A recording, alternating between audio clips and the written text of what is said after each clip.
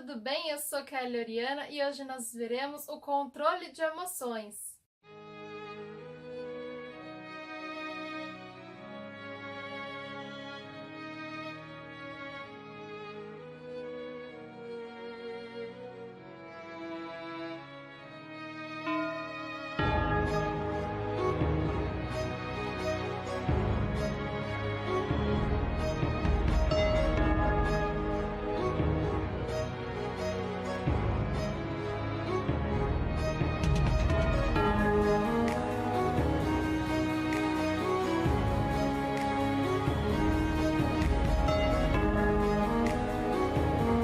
As emoções estão presentes no homem desde os primórdios, desde a época que ele precisava caçar e sobreviver, viver em árvores. Muitos anos se passaram e algumas dessas emoções, muitas de proteção e de sobrevivência, continuam nos assombrando hoje em uma sociedade moderna com muito mais conforto. E você sabe por quê? Na verdade, gerenciamos muito mal nossas emoções, quase não olhamos para elas, como se elas não fossem tão importantes. Mas na verdade, elas são sim, elas dizem muito sobre a nossa personalidade, elas nos movem ou para frente ou nos deixa parado. Saber sobre emoções e conhecê-las, principalmente as que são mais complicadas, as que são mais difíceis, as que a gente não encosta, é uma vantagem competitiva, porque muitas vezes as pessoas utilizam dessas emoções porque elas percebem, sim, as pessoas percebem as nossas emoções e utilizam elas contra nós mesmos. Então hoje eu vou passar algumas lições para que você possa se conhecer muito melhor e também se autogerenciar nas emoções.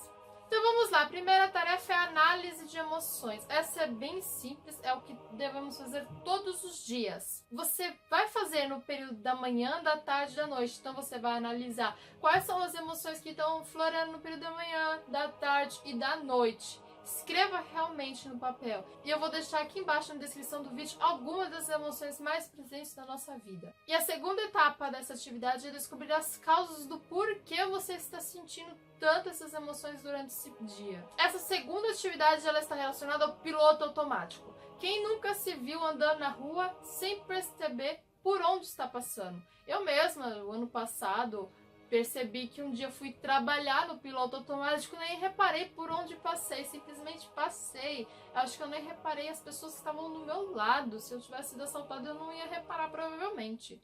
Então, quais são as atividades que você tem em piloto automático? Seja atividade de escovar os dentes, seja ir trabalhar, algum momento do dia, alguma tarefa que você já automatizou. Então você vai descrever quais são as situações e o porquê talvez que elas aconteçam. A terceira parte é descobrir as necessidades.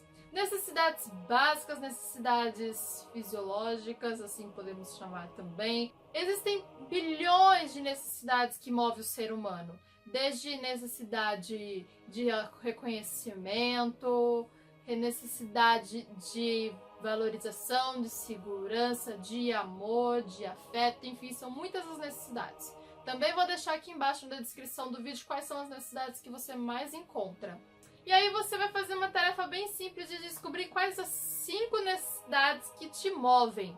Então, uma reflexão para descobrir o que você sente mais necessidade no seu dia a dia, na sua vida. E aí você vai conseguir fazer uma associação das suas emoções com essas necessidades. Então, muitas vezes a gente se frustra, tem emoção retraída, emoções que são consideradas não tão boas, ou emoções de linha de medo, de raiva, que a gente às vezes está sentindo porque alguma necessidade foi rompida. Então é hora de se analisar quais são essas emoções que estão rolando durante o dia, associando quais são as necessidades que estão sendo afetadas, para depois você fazer um exercício de descobrir como você transforma essas ações, essas emoções, para no segundo momento você descobrir como você vai conseguir acessar essas necessidades por outros caminhos que você não estava vendo.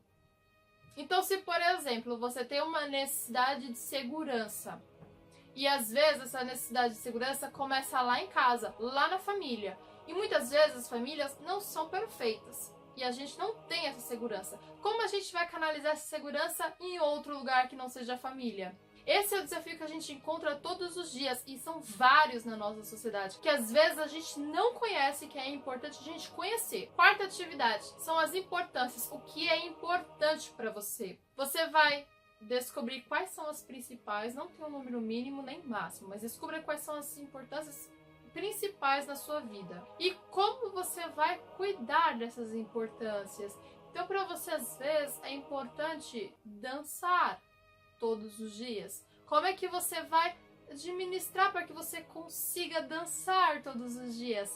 Vai ser 5 minutos? Vai ser 15? Vai ser 1 hora? Vai ser 8 horas? Enfim, como é que a gente vai descobrir e agilizar e potencializar essas importâncias na nossa vida? Porque ela é importante, a gente precisa cuidar. Não pode deixar o tempo sair atropelando e te levando junto. Não, você precisa controlar o seu tempo. A quinta tarefa está ligada aos seus valores. É um exercício muito importante e é um pouco complicado também. Valores é muito pessoal. Existem diversos valores que o ser humano pode desenvolver. Então você vai escrever quais são os seus 3 principais valores. Os valores estão ligados à mensagem que você vai deixar para a Terra. Então pense, é um momento de reflexão, não precisa responder rápido. Pode demorar o tempo que for para você descobrir quais são os seus reais valores. Porque aí depois de descobrir esses valores, você vai poder dizer para outras pessoas. E muitas vezes as suas ações já estão pautadas nos seus valores. Às vezes fica subentendido. Então, às vezes, é só notar. Então, é só reparar nas suas atitudes, perguntar para alguém que convive muito com você se ela consegue perceber esses valores que você carrega consigo, que você, às vezes, nem conhece. A sexta tarefa está ligada às atividades. As atividades que te dão prazer. Quais são? É bom colocar e deixar bem claro quais te dão alegria, quais te tiram o ânimo, te tiram toda a energia, e aquelas atividades que são fundamentais, como por exemplo, pegar um ônibus, buscar um filho na escola, fazer alguma tarefa, estudar, treinar, enfim, são tantas tarefas que são consideradas obrigatórias. E algumas delas, como por exemplo, eu acho um pé no saco andar de ônibus. Mas como é que eu potencializo essa viagem que eu faço? Às vezes eu fico 2 horas dentro do ônibus, entre ônibus e metrô. Como é que eu faço para poder motivar? Eu tenho uma meta pessoal desse ano que é fazer mais leituras. No ônibus eu não consigo ler porque balança e minha visão fica meio estrábica, eu não consigo concentrar. Então eu só escuto uma música. Às vezes eu preciso escutar uma música porque eu tô treinando aquela música, então eu escuto no ônibus, no período que eu tô no ônibus. E aí na hora que eu entro no metrô, como é mais suave, não tem tantos balanços, eu consigo fazer minhas leituras. Então eu leio muito quando eu tô no metrô. E tem um detalhe também que eu preciso focar aqui, que eu sei que é uma vantagem, é que eu pego geralmente lá no início. Eu pego geralmente na primeira estação. Eu, por exemplo, pego no Tucuruvi. Então eu consigo ir sentada. Eu espero um vagão que esteja mais vazio e eu consigo ir sentada, por isso que eu consigo ler. Então eu consigo potencializar isso. E para quem não consegue fazer isso? Às vezes o metrô tá muito cheio. Vou dizer que eu não pego horários de pico. Mas quando ele tá muito cheio, eu continuo lá escutando a minha música, treinando, escutando, observando a música. Eu vou fazendo isso de escuta, porque é o que dá pra fazer. E aí quando eu consigo sentar, eu sento e leio alguma coisa que eu preciso ler. Mas o meu exercício mesmo é estudar uma música que eu preciso aprender ou que eu preciso melhorar. A 7ª tarefa, na verdade, é um pouquinho mais complicada ao nível hard, porque envolve o outro. Escutar o outro. É uma tarefa assim que eu mesma também tenho um pouco de dificuldade, porque às vezes os outros só nos contam coisas ruins. Eu, por exemplo, tenho pessoas próximas de mim que às vezes só me procuram para falar coisa ruim, não falam coisas boas. Mas eu tenho que também criar o hábito de escutar, ter um pouco mais de empatia. Não vou escutar e pegar pra mim, não. Eu vou escutar com o intuito de ser empático, vou dar atenção pra essa pessoa, mas eu não vou puxar pra mim o problema dela. Então, realmente, eu preciso escutar o outro, porque muitas vezes a gente precisa do outro. E por que eu não vou escutar o outro? As relações se formam a partir da escuta. Muitas vezes as pessoas querem só falar, e a gente pode escutar, porque a gente também um dia vai precisar falar. falar para essas pessoas. E às vezes a gente não fala só coisa boa. É bom sim a gente eleger coisas boas para se falar para os outros, porque os outros precisam de coisas boas na vida como exemplos.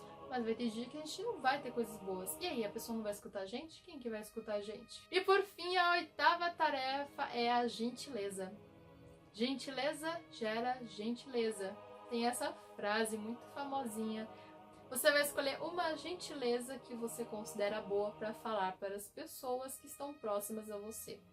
Uma gentileza que eu considero muito bacana, até para minha pessoa, para minha figura pública que eu crio, é dizer bom dia para as pessoas. Seja na rua, seja no metrô, seja para o porteiro, seja para o faxineiro, seja para o chefe, seja para o patrão, para um cliente, enfim. Eu vou dizer bom dia para todo mundo da mesma forma. Isso é uma das gentilezas que eu carrego todos os dias na minha vida. E a sua? Eu transformo também essa gentileza, então eu pesquiso quais são as gentilezas que têm a ver comigo para que eu possa fazer todos os dias. Se você curtiu esse vídeo, se inscreva aqui no canal do YouTube, compartilha com seus amigos, ative o botão de sininho para receber todas as notificações de vídeo aqui do canal. Aproveite e me siga lá no Instagram e no Facebook, @KellyOriana, e nos vemos na próxima semana. Tchau, tchau!